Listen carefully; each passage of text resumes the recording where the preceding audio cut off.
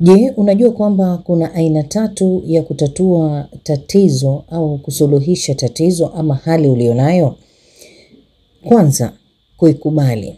Pili, kuibadilisha. Na 3, kuachana nayo.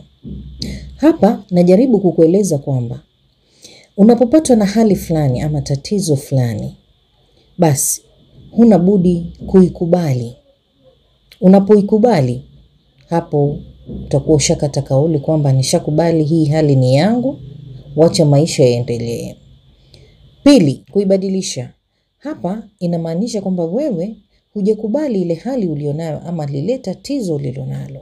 Hivyo basi, unatakikana uanze mchakato wa ni jinsi gani utaweza kuibadilisha ile hali. Unaweza ukakubali ama usikubali. Na vile vile ukasema wacha niibadilishe hii hali. Lakini mbinu hizi mbili zote zikashindikana. Ikifikia hapo, huna budi kuachana na hali vile ilivyo. Na maisha bado yanatakikana kuendelea. Upo